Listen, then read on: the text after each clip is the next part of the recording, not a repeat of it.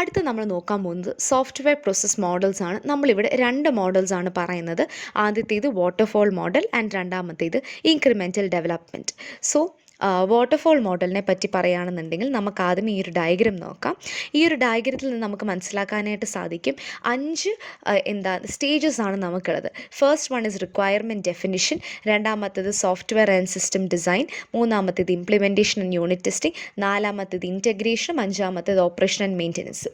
പിന്നെ വാട്ടർഫോൾ മോഡലിൻ്റെ ഒരു പ്രത്യേകത എന്താണെന്ന് വെച്ച് കഴിഞ്ഞാൽ ആസ് ദ നെയിംസ് ജസ്റ്റ് വെള്ളച്ചാട്ടം പോലെയാണ്, താഴോട്ടാണ് വരുന്നത്. ഇതിനെ നമുക്ക് റാൻഡമായിട്ട് ആക്സസ് ചെയ്യാനായിട്ട് പറ്റത്തില്ല. സോ ഇതൊരു ഐട്രേറ്റീവ് ഡെവലപ്മെൻറ്റ് അല്ലെ അജൈൽ മെത്തേഡിനൊക്കെ ആയിട്ട് വളരെ ഉചിതമായിരിക്കും. എന്ന് വെച്ച് കഴിഞ്ഞാൽ ഇത് ഒരു പർട്ടിക്കുലർ പാറ്റേൺ ഫോളോ ചെയ്തിട്ടാണ് ഇത് പോകുന്നത്. സോ ആ ഒരു കാര്യം മനസ്സിൽ വെച്ചിട്ട് വേണം ഈ ഒരു വാട്ടർഫോൾ മോഡൽ പഠിക്കാനായിട്ട്. ഇത് ഇമ്പോർട്ടൻ്റ് ആണ് waterfall model. First one requirement analysis and definition എന്ന് പറഞ്ഞു കഴിഞ്ഞാൽ ഈ ഒരു സോഫ്റ്റ്വെയർ എന്ത് റിക്വയർമെൻറ്റിനെയാണ് അഡ്രസ്സ് ചെയ്യേണ്ടത്, വാട്ട് ഈസ് ദ ഗോൾ, നമുക്ക് എന്തെങ്കിലും കൺസ്ട്രെയിൻസ് ഉണ്ടോ, ടൈമോ റിസോഴ്സസോ കൺസ്ട്രെയിൻസ് ഉണ്ടോ, ഇത്രയും കാര്യങ്ങൾ ക്ലയൻറ്റിൽ നിന്ന് മനസ്സിലാക്കുക എന്നുള്ളതാണ് റിക്വയർമെൻറ്റ് അനാലിസിസിൽ നിന്ന് നമ്മൾ ഉദ്ദേശിക്കുന്നത്. രണ്ടാമത്തേത് സിസ്റ്റം ആൻഡ് സോഫ്റ്റ്വെയർ ഡിസൈൻ. അതായത് നമ്മൾക്ക് ഈ കിട്ടിയേക്കുന്ന റിക്വയർമെൻറ്റ്സിൽ നിന്നും ഇപ്പോൾ ഹാർഡ്വെയർ സോഫ്റ്റ്വെയർ റിക്വയർമെൻറ്റ്സിൽ നിന്നും how are we designing let be the hardware system or the software system. ആ ഒരു ആർക്കിടെക്ചറിനെ മനസ്സിലാക്കുന്നു, ഒരു എൻറ്റയർ ആർക്കിടെക്ചർ മനസ്സിലാക്കി അതിന് ഡിസൈൻ ചെയ്യുകയാണ് സെക്കൻഡ് സ്റ്റെപ്പിൽ വരുന്നത്. തേർഡ് സ്റ്റെപ്പ് എന്ന് പറയുന്നത് implementation and unit testing.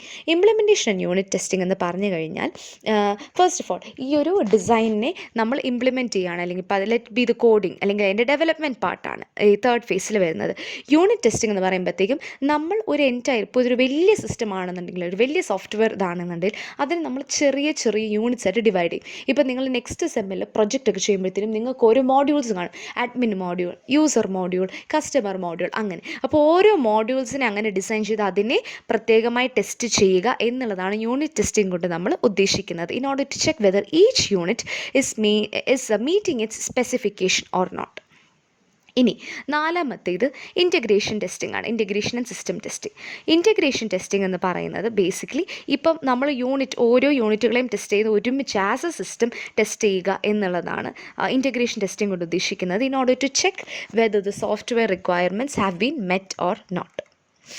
Fifth one, ഇത് one of the most important phases and most long ആണ് ഈ phase, operation and maintenance. So operation and maintenance എന്ന് പറയുമ്പോഴത്തേനും ഈ ഒരു സിസ്റ്റത്തിന് അല്ലെങ്കിൽ ഈ ഒരു സോഫ്റ്റ്വെയറിനെ നമ്മൾ റിയൽ ലൈഫിൽ കൊടുത്തിട്ട് ഇതിനെ എങ്ങനെയാണ് കറക്റ്റ് ചെയ്യുന്നത്, അല്ലെങ്കിൽ എന്തെങ്കിലും ഇഷ്യൂസ് ഉണ്ടോ എന്നുള്ളത് റിയൽ ലൈഫിൽ നോക്കി കസ്റ്റമേഴ്സിൻ്റെ ഫീഡ്ബാക്ക് എടുക്കുക എന്നുള്ള ഒരു ഉദ്ദേശമാണ് ഓപ്പറേഷൻ ആൻഡ് മെയിൻ്റനൻസിൽ ഉള്ളത്. സോ ഇതാണ് നമ്മളുടെ വാട്ടർഫോൾ മോഡൽ എന്ന് പറയുന്നത്.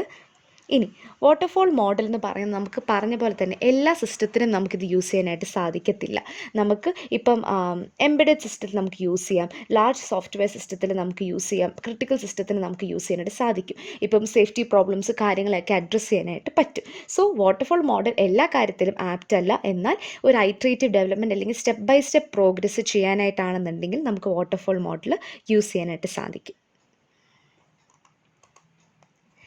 Next model incremental development model. നമ്മൾ വാട്ടർഫോൾ മോഡലിൽ പറഞ്ഞ ഒരു കാര്യത്തിന് ഇവിടെ അതിന് പകരമായിട്ടുള്ളൊരു സംഭവമാണ് ഇവിടെ ഉള്ളത്. എന്ന് വെച്ച് കഴിഞ്ഞാൽ വാട്ടർഫോളിൽ നമ്മൾ സ്റ്റെപ്പ് ബൈ സ്റ്റെപ്പായിട്ടാണ് പ്രോഗ്രസ് ചെയ്യുന്നു എന്നുണ്ടെങ്കിൽ ഇവിടെ നമ്മൾ റാൻഡമായിട്ട് നമുക്ക് ഓരോന്നെയും ആക്സസ് ചെയ്യും. ഇപ്പോൾ ഇവിടെ നമുക്ക് 3 ഇമ്പോർട്ടൻറ്റ് ഫേസസ് ആണുള്ളത്: specification, development and validation. So നമുക്കിവിടെ കാണാനായിട്ട് സാധിക്കും പല സെറ്റ് ഓഫ് വേർഷൻസും കൂടി കൊടുത്തിട്ടുണ്ട്: initial, intermediate and final version.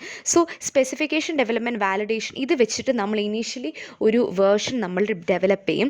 ആ ഒരു ഇനീഷ്യൽ വേർഷനെ പിന്നെ പല സ്റ്റേജസിൽ നമ്മൾ പോയി അതിൻ്റെ better versions, let be in intermediate versions, പല ഇൻ്റർമീഡിയറ്റ് വേർഷൻസ് നമ്മൾ ജനറേറ്റ് ചെയ്തിട്ട് പിന്നെയാണ് നമ്മൾ ഫൈനൽ വേർഷൻ ചെയ്യുന്നത്. സോ ഇവിടെ എന്ന് പറയുമ്പോഴത്തേനും we are getting feedback from the users and the others. അങ്ങനെ നമ്മളുടെ ഈ ഒരു സോഫ്റ്റ്വെയറിന് പല വേർഷൻസ് ഡെവലപ്പ് ചെയ്ത് വരികയാണ് ചെയ്യുന്നത്. സോ ഇൻക്രിമെൻ്റൽ ഡെവലപ്മെൻറ്റ് എന്ന് പറയുമ്പോഴത്തേനും നമുക്ക് നമ്മളുടെ ഈ ഒരു അപ്രോച്ചിനെ നമുക്കൊരു പെർട്ടിക്കുലർ പ്ലാൻ ഇല്ല എന്നുണ്ടെങ്കിൽ നമുക്ക് ആഫ്റ്റർ ലോട്ട് ഓഫ് ഐട്രേഷൻ നമുക്ക് better and better versions develop ചെയ്യാനായിട്ട് സാധിക്കുന്നതാണ് ഇൻക്രിമെൻ്റൽ ഡെവലപ്മെൻറ്റ് എന്ന് പറയുന്നത്. So each increment of version it incorporate some functionality needed for the customer. At the beginning ഒരു എൻറ്റയർ സിസ്റ്റത്തിനല്ല നമ്മൾ ഡെവലപ്പ് ചെയ്യുന്നത്.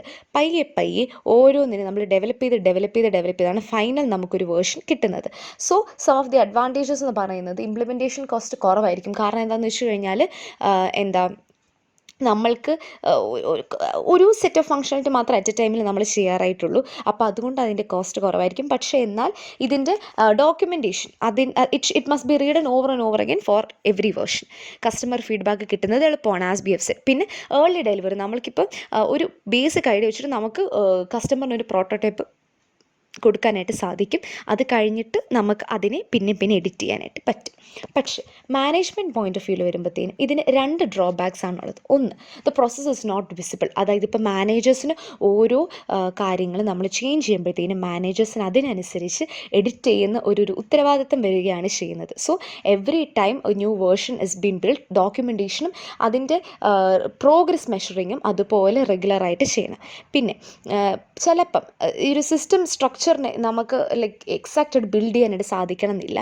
ആൻഡ് ഇഫ് നമ്മളിപ്പോൾ ഒരു പുതിയ ഇൻക്രിമെൻറ്റ് ആഡ് ചെയ്യുമ്പോഴത്തേനും പഴയ സിസ്റ്റത്തിൽ എന്ത് ചേഞ്ച് വരാൻ സാധിക്കും, പഴയ സിസ്റ്റം ഇതുപോലെ സെയിം മുന്നേ വർക്ക് ചെയ്ത പോലെ ആയിരിക്കില്ല നമ്മളൊരു പുതിയ ഇൻക്രിമെൻറ്റ് ആഡ് ചെയ്യുമ്പോൾ വർക്ക് ചെയ്യുക. അപ്പോൾ ഇത്രയും കാര്യങ്ങളാണ് മാനേജ്മെൻറ്റ് പെർസ്പെക്റ്റീവിൽ നിന്ന് ഫേസ് ചെയ്യുന്ന 2 പ്രോബ്ലംസ്.